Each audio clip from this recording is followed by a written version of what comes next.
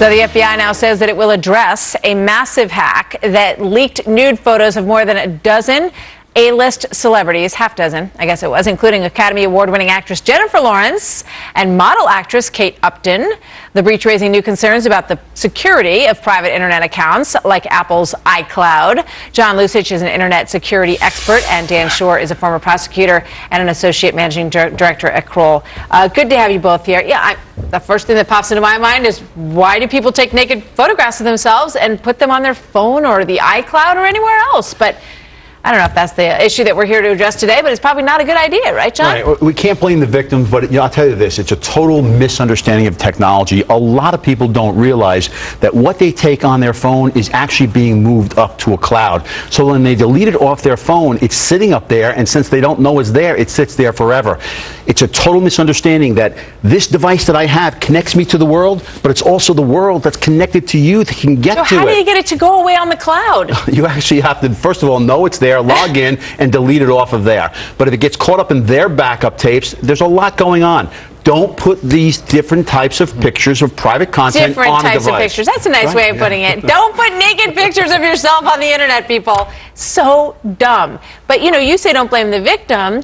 And Dan, legally, what kind of recourse do they have? Because once, you put it out there, isn't it kind of buyer beware, just so to speak? But it's out there in what's supposed to be a private setting, that even though it's shared for Apple can have access to it, you have this cloud, it's still not supposed to be there for the public. It's not like you're putting it on your own website or blog or Twitter. So it's private information, private photos.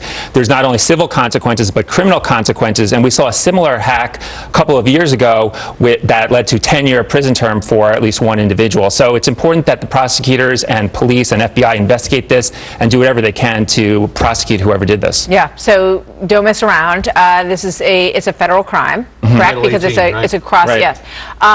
What should people do? All right, pretend like we don't know how all this works, which we don't, by the way, right, everybody? How can people get control of their information, nudie pictures aside, your real stuff, your bank accounts, all of that? Okay. Well, most places offer what's called two-factor authentication. Apple offers it, but some people don't implement it. Here's what it is. They log in with a username and password, then they're brought to a different screen and ask for a 5-digit code. When they do that, that cell phone that you have in your back pocket, Apple sends a 5-digit code to that cell phone, and only the people who have your cell phone will be able to get access to that. You can try all day and night with a username and password. You're not going anywhere without that additional code, whether it's 5 or 6 digits, whatever it is. When you look at your cell phone, how do you get that on your phone? Oh, because you've preset this up with Apple. They know your cell phone. You log in. It's going to automatically. We use this on our servers. It is a great technology. There are different types of two-factor authentication. Some have little devices up there with the numbers changing every 30 seconds. This is a great thing. We can't blame Apple. Apple's doing a great job on securing people. They have a great track record, right? For security? Yes. Oh, they do. So I know they're on top of this. We're not even sure where this hack occurred yet. We have to wait for the investigation to unfold. But they've got to implement the security that's available to them, and they're not doing that in some cases. So Jennifer Lawrence, I believe, her folks said, downloading this, we will prosecute you if you download these pictures. How tough is it to find those people, Dan? Well, it's tough, but it is doable. As I said, this was done a couple of years ago with Scarlett Johansson's photos where someone was found and caught. There's already been kind of a tracking of one individual who's now denying that he was responsible, but there's some internet evidence that an individual might have been responsible.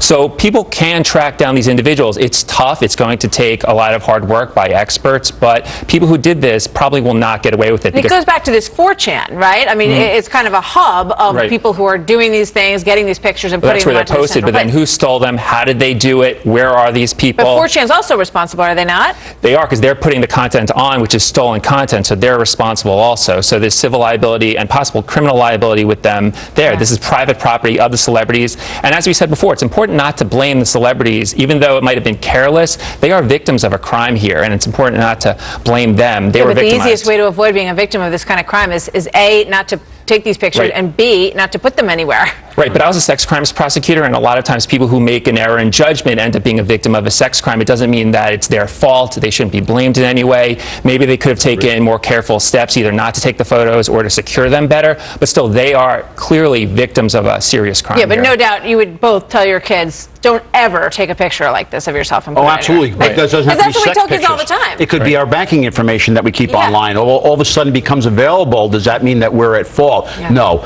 But people have to do the right thing going forward. They have to do things like use strong passwords. Stop clicking on things, because a lot of times they install something on your computer that's going Right. to send a keylogger, and that information is going to go out to a hacker. It's ridiculous how much time and effort all this stuff takes now that we're all part of this social media world.